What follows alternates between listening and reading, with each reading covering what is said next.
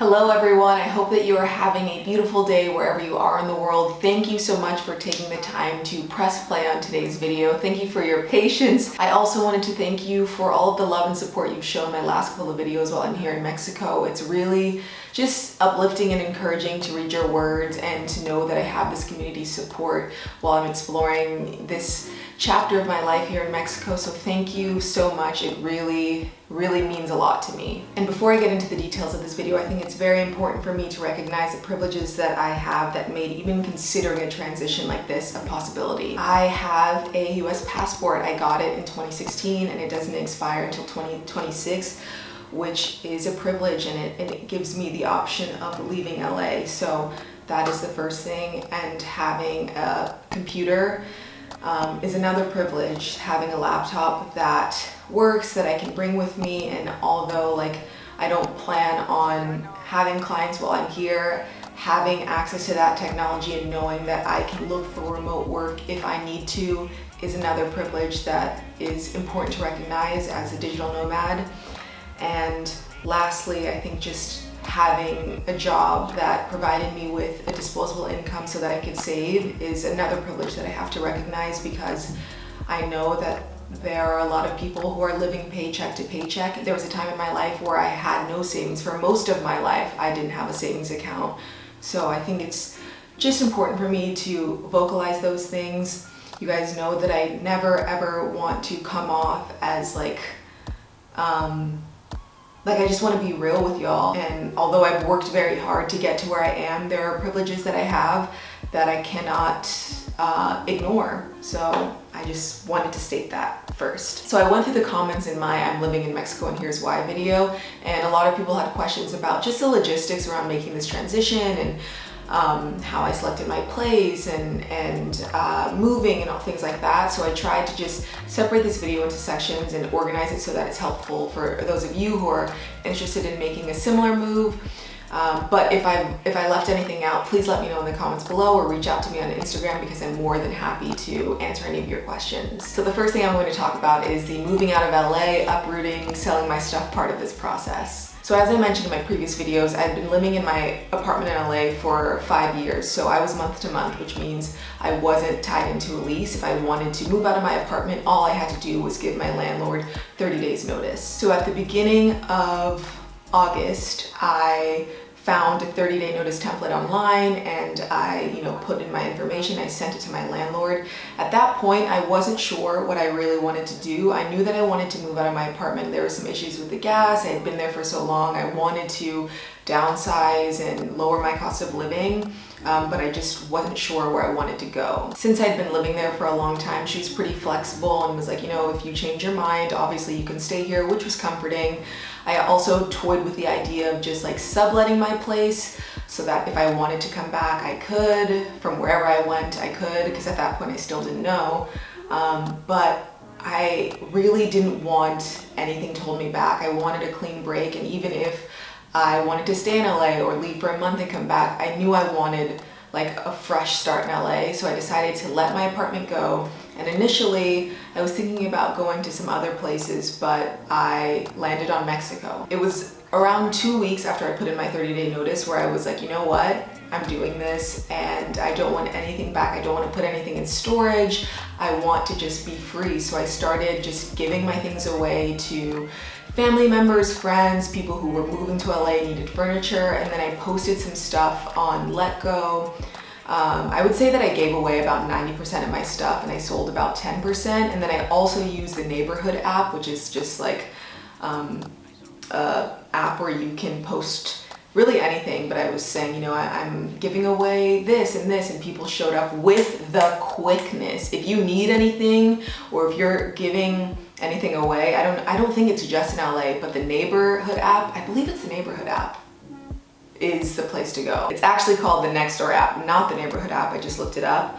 But yeah, if you just need anything or want to get some things out of your place that you don't want to throw away, it's a great resource. And that's how I did it. I really just wanted to detach from everything. I don't really I never really invested in my space in LA. Like, it was comfortable, it had everything I needed, but I wasn't spending a lot of money on furniture or like expensive decor because I knew that that wasn't going to be my home. And I knew that I eventually wanted to explore other parts of the world. So letting go of my things for me, I had zero emotional attachment to them. Also, that was the 4th apartment that I had lived in since moving back to LA, and that was the only landlord who did not try to cheat me out of my deposit. I got my full deposit back. I spent the 2 weeks cleaning up the place, making sure it was in like perfect condition. I had her walk through, which I did in all my places before, but this was the only landlord who gave me my deposit back in full. And obviously that was super helpful because it just went into my bank account and provided me with more money to use while I'm here. Now, a lot of people ask me about savings and how much money I saved for this trip or how much money I think you need. And I'm not gonna reveal what my bank account is looking like because that's a little personal, but just know I'm not a wealthy person at all. I am not anywhere near like stunting or doing anything out here. I'm living comfortably, but I'm not a rich person. So just know that. And I will talk about like what I'm paying for rent and mistakes I made in the past, so you have a good idea. But I think that everyone's financial situation is different, and I think that you can make this work on a lot less money than you think you can. So as far as my spending habits, you know, leading up to this transition, if you've watched previous videos, you know that I'm not a big drinker, so I don't spend money on like drinking while I'm out. I don't eat out much at all. My friends know, like, I will come, let's do the potluck, let's cook at home, but I prefer to cook at home. I don't really shop for clothes anymore. I'll thrift here and there. I wasn't spending money on like home decor or anything like that. Like, any extra money that I had after bills and rent and like helping my family with things just went into my savings. I'm someone who would much rather spend money on experiences and travel than items, so it wasn't hard for me to not spend money on things. I was fortunate enough to have a job that provided me with disposable income, and because I worked in entertainment on a show, I had like a start and end date to my contract. I knew when we were going on hiatus, so I knew how much time I had to save, and I knew that after that contract was up and we had the hiatus, that I wanted to dedicate that time to focusing on myself rather than finding another job. So I was really serious about my saving because I knew like this is when it's going to stop. It's difficult for me to tell you how much you need to save because everyone's needs and income and even where you're going, like that, you all have to factor that in. So like, I can't give this generic number. I knew that I wanted to focus on bringing in partnerships, but I knew that there was a possibility that that might not happen. So I needed to save enough money so that if I didn't make anything at all, I would still be okay. But if you have a remote job and you want to like make a transition like this, your number might be a lot different than mine because you're still going to be bringing in consistent money while you're traveling. So you really just have to figure out like, okay, where am I going? What is the cost of living for where I'm going? What is the cost of food? I need money for like emergencies, an emergency flight back. Like, you need to just make sure you do your research and plan, because I will say I have done this before. When I took my Euro trip, that absolutely changed my life. I tried to do the same thing and I ended up in a little bit of debt that I didn't pay off till last year because I wasn't smart about it financially. I didn't save nearly as much money as I needed, and I ended up putting a lot of things on credit cards, which I paid it off. I'm fine. I'm still alive and breathing. It's not the worst thing in the world, but it was a little bit stressful. And you know, the last thing that you want to do is take a leap like this and then be thinking about money the whole time. My biggest piece of advice around money would be to just be realistic about what you have, be realistic about what you can save and what you need, because you don't want to make this like a stressful situation for yourself. I knew that I wanted to live by myself. I knew that I wanted to be in a certain location. I knew that I wanted these types of things, and this was my budget. I'm paying $900 for my place. I was paying $19.90 in LA, so this is less than half of that, and all utilities are included. But if you are okay with like renting a room with some homies or renting a room from a family, you can live off of 300 or maybe even less per month. So it's just about what you need and what you want. It's doable. Like, it is doable for sure. But it just all depends on what you want. The next question that I got a lot was, how did I choose Mexico? Okay, so I knew that I wanted to, of course, lower my cost of living so that I could focus on my creative endeavors. I wanted to be somewhere with a warm climate, to be close to the water, to be close to nature. So that's how I chose where I am in Mexico. I'm in Playa del Carmen, and I also researched, places around the world that were really big digital nomad hubs, and Playa del Carmen was always towards the top of that list. I watched countless videos from other female travelers who just expressed that they felt really good here and they liked the community, and that, people were being really cautious or taking a lot of precautions around COVID and protecting themselves and others. I feel really safe here. It's super walkable, especially in comparison to LA, where you need a car to get to everywhere. If you need to take a taxi, they're all over the place and they're like $4 or $5 US.